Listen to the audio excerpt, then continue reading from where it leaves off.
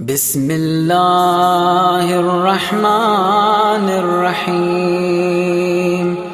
اللهم صل على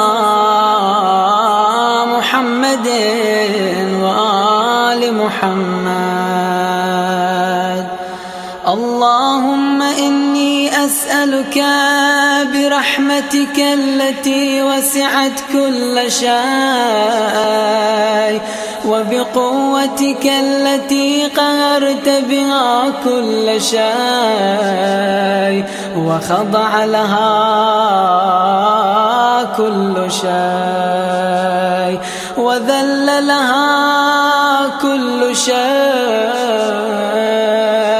وبجبروتك التي غلبت بها كل شيء وبعزتك التي لا يقوم لها شيء وبعظمتك التي ملأت كل شيء وبسلطانك الذي على كل شيء وبوجهك الباقي بعد فناء كل شيء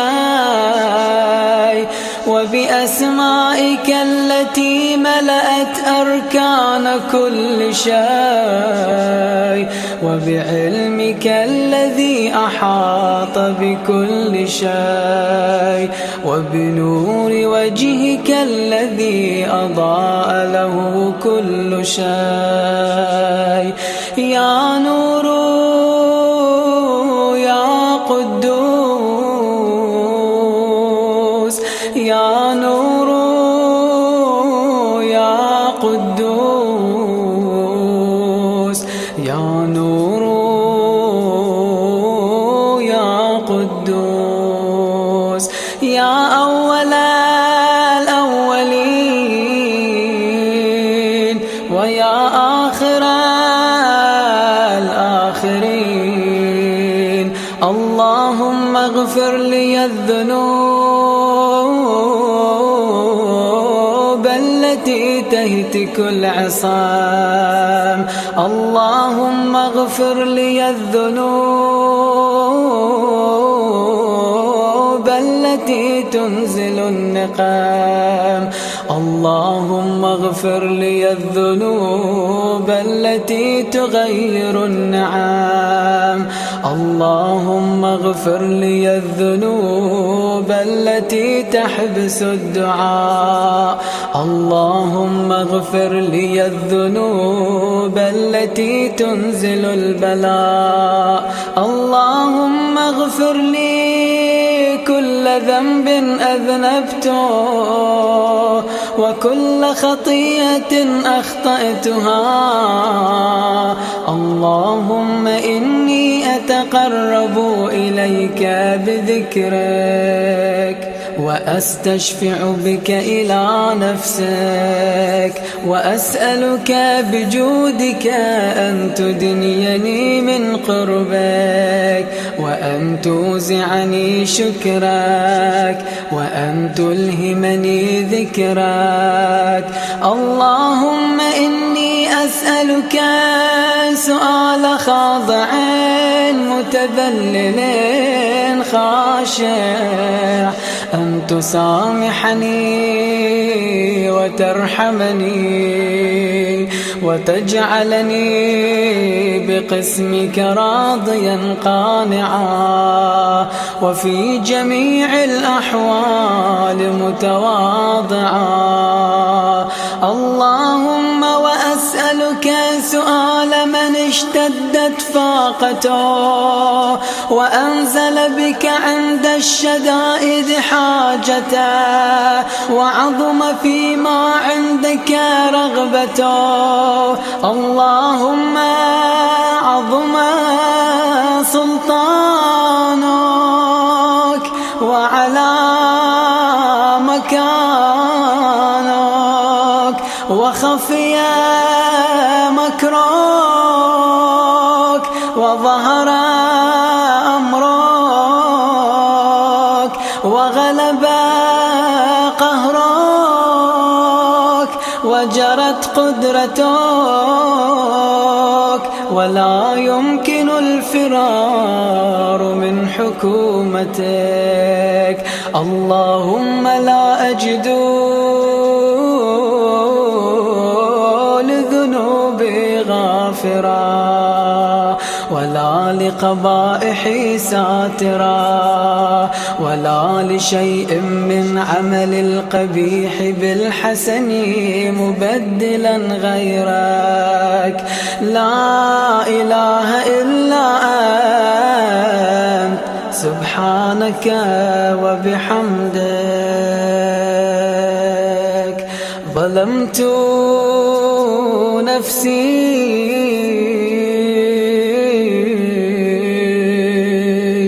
ظلمت نفسي ظلمت نفسي، وتجرأت بجهلي وسكنت إلى قديم ذكرك لي ومنك علي. اللهم مولاي كم من قبيح سترته، وكم من فادح من البلاء أقلته، وكم من عثار وقيته، وكم من مكروه دفعته، وكم من ثناء جميل لست أهلا له نشرته. اللهم عظم بلائي وأفرط بي سوء حالي، وقصرت بي أعمالي، وقعدت بي أغلالي، وحبسني عن نفعي بعد آمالي، وخدعتني الدنيا بغرورها، ونفسي بجنايتها، ومطالي يا سيدي، فأسألك بعزتك ألا يحجب عنك دعائي سوء عملي وفعالي، ولا تفضحني بخفي ما اطلعت عليه من سري، ولا تعاجلني بالعقوبة على ما عملته في خلواتي من سوء فعلي وإساءتي، ودوام تفريطي وجهالتي، وكثرة شهواتي وغفلتي. وكن اللهم بعزتك لي في كل الأحوال رؤوفا، وعلي في جميع الأمور عطوفا. إلهي وربي من لي غيرك، أسأله كشف ضري والنظر في أمري.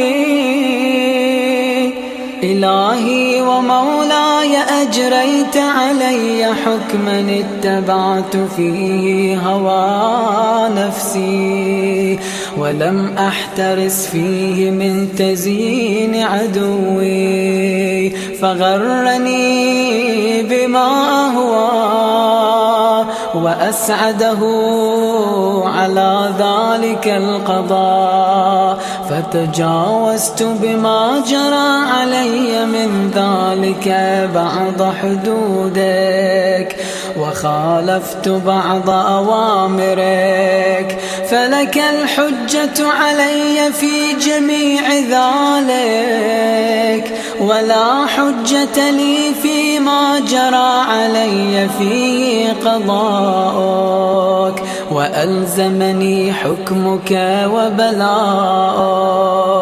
وقد أتيتك يا إلهي بعد تقصيري وإسرافي على نفسي،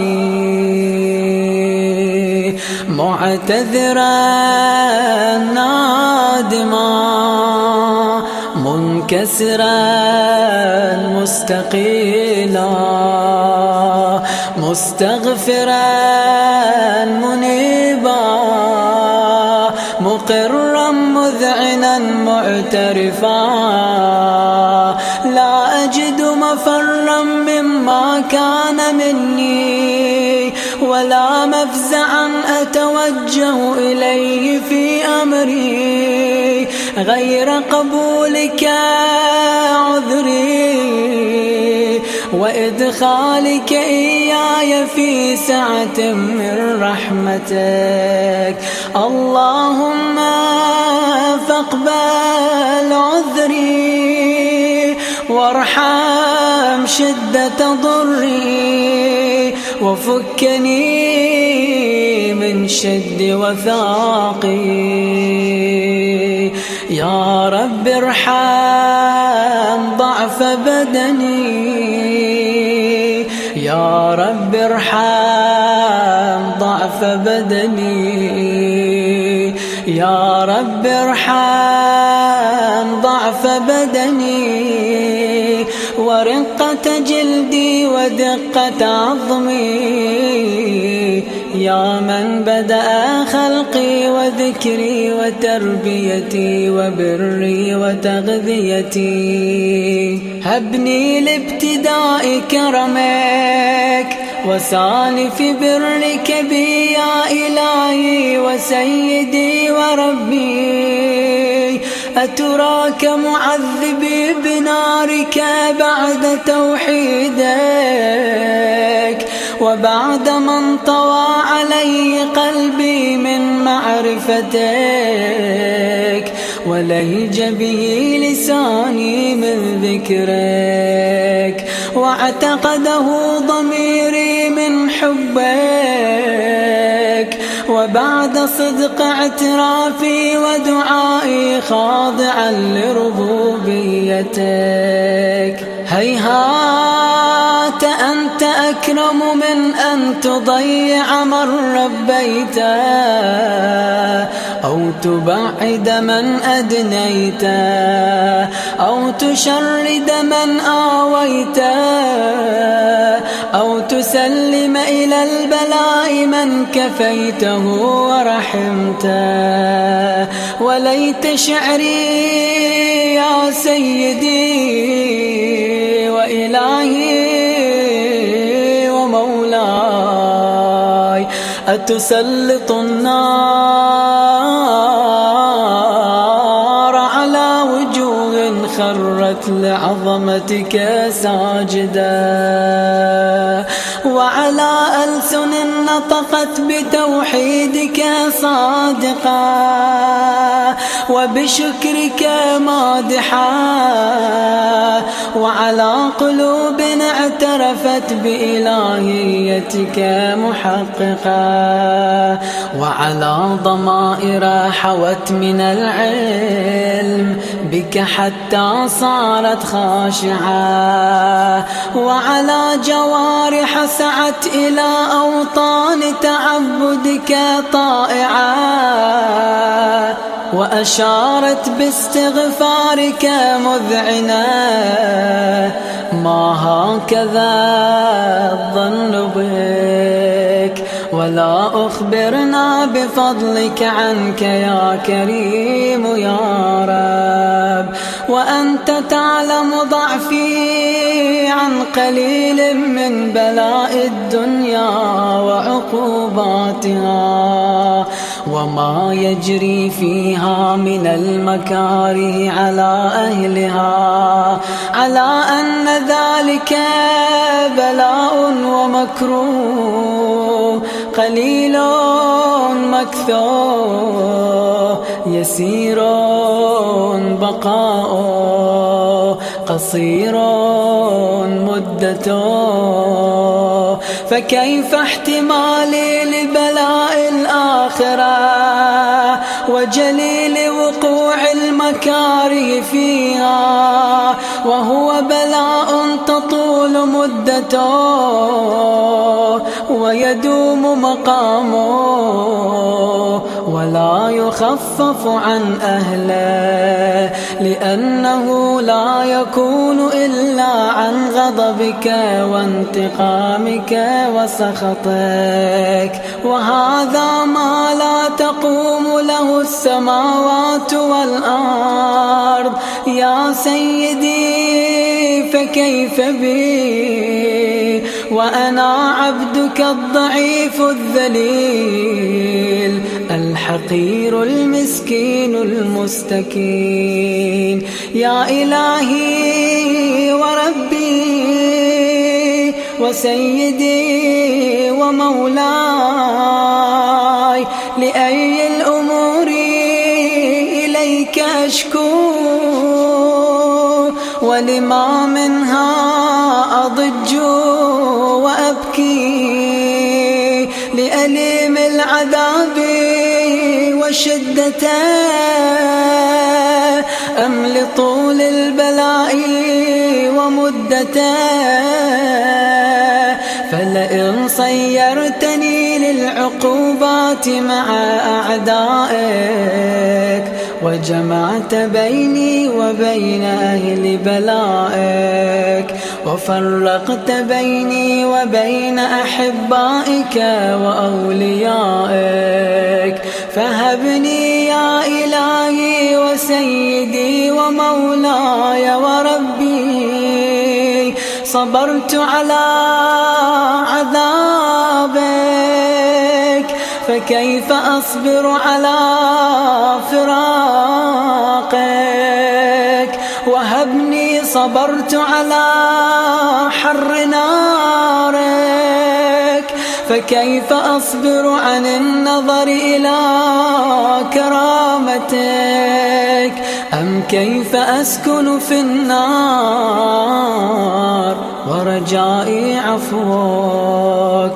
فبعزتك يا سيدي ومولاي أقسم صادقا لئن تركتني ناطقا لأضجن إليك بين أهلها ضجيج الآملين، ولأصرخن إليك صراخ المستصرخين، ولأبكين عليك بكاء الفاقدين، ولأنادينك أين كنت يا ولي المؤمنين،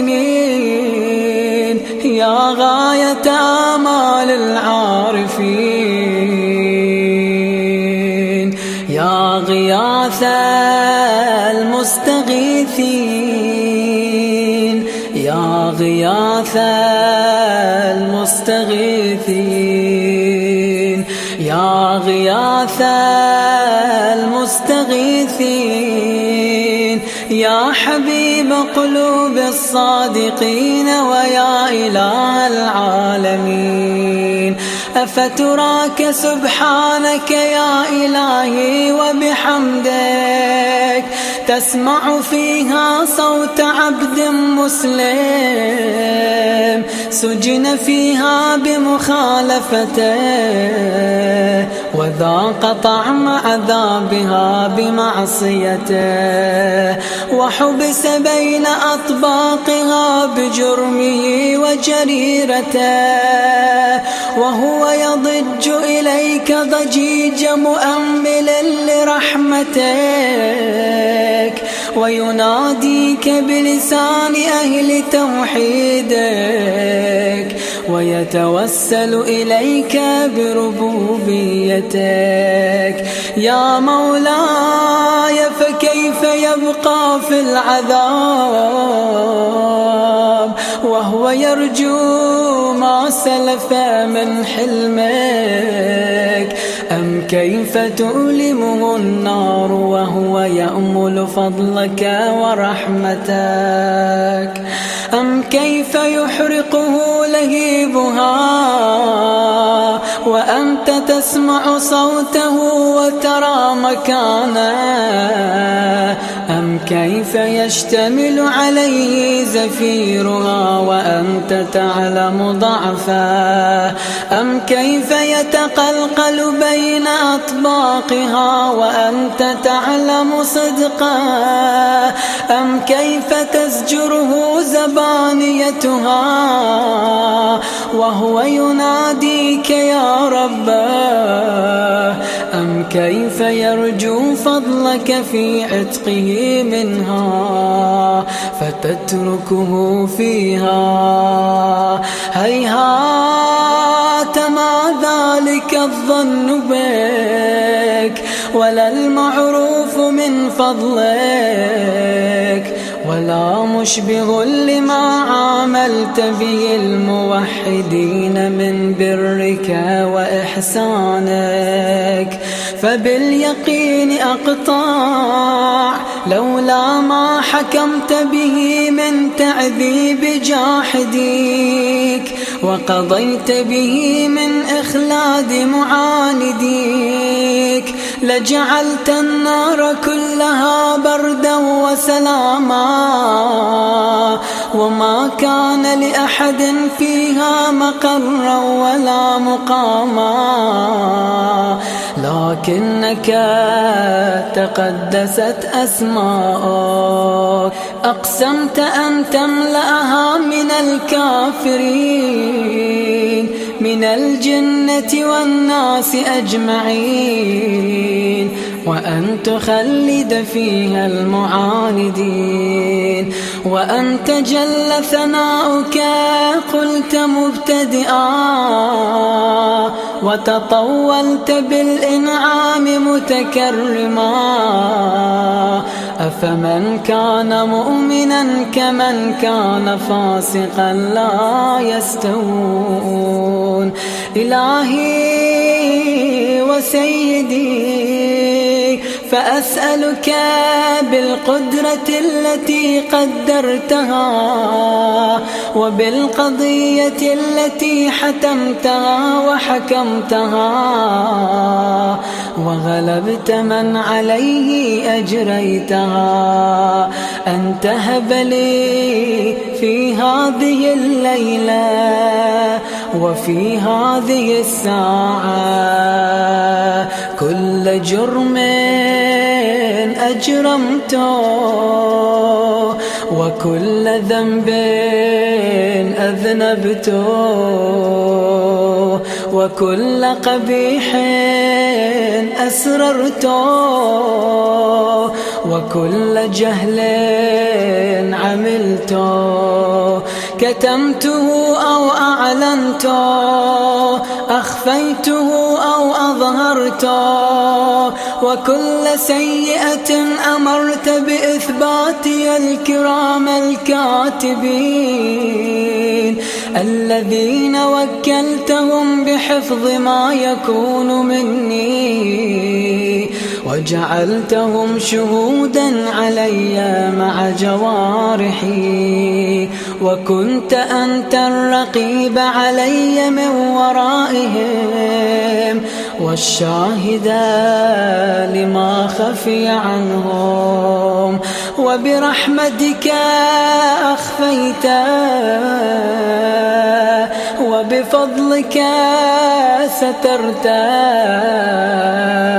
وأن توفر حظي من كل خير أنزلت أو إحسان فضلت أو بر نشرت أو رزق بسطت أو ذنب تغفر أو خطأ تستر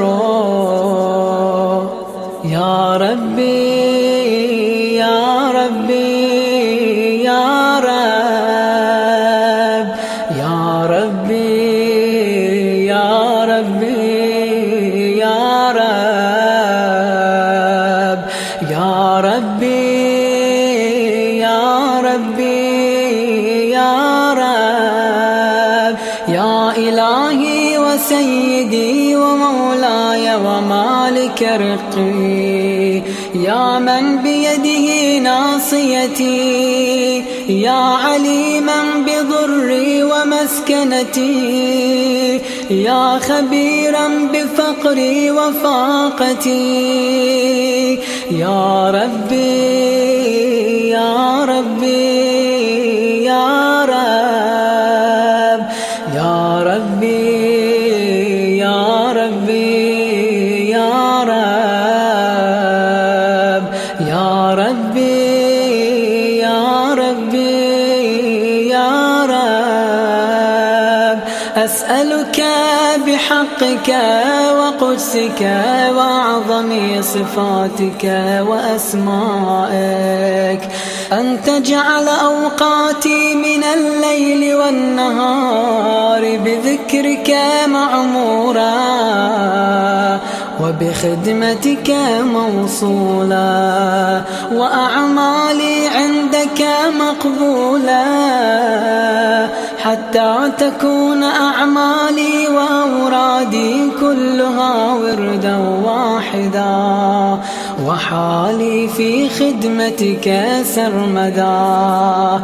يا سيدي يا من عليه معولي، يا من إليه شكوت أحوالي، يا ربي يا ربي يا رب، يا ربي يا ربي يا رب، يا ربي يا ربي يا رب. قو على خدمتك جوارحي، واشدد على العزيمة جوانحي، وهب لي الجد في خشيتك، والدوام في الاتصال بخدمتك، حتى أسرح إليك في ميادين السابقين، وأسرع إليك في البارزين، وأشتاق إلى قربك في المشتاقين، وأدنو منك دنو المخلصين، وأخافك مخافة الموقنين، وأجتمع في جوارك مع المؤمنين. اللهم ومن أرادني بسوء فأرد، ومن كادني فكد، واجعلني من أحسن عبيدك نصيبا عندك، وأقربهم منزلة منك، وأخصهم زلفة لديك، فإنه لا ينال ذلك إلا بفضلك. وجد لي بجودك، واعطف علي بمجدك، واحفظني برحمتك، واجعل لساني بذكرك لهجا، وقلبي بحبك متيما، ومن علي بحسن إجابتك، وأقلني عثرتي، واغفر لي زلتي، فإنك قضيت على عبادك بعبادتك، وأمرتهم بدعائك، وضمنت لهم الإجابة. فإليك يا رب نصبت وجهي، وإليك يا رب مددت يدي، فبعزتك استجب لي دعائي، وبلغني مناي، ولا تقطع من فضلك رجائي، واكفني شر الجن والإنس من أعدائي. يا سريع الرضا يا سريع الرضا يا سريع الرضا اغفر لمن لا يملك إلا الدعاء فإنك فعال لما تشاء يا من اسمه دواء وذكره شفاء وطاعته غنى ارحم من رأس ماله الرجاء وسلاحه البكاء يا سابغ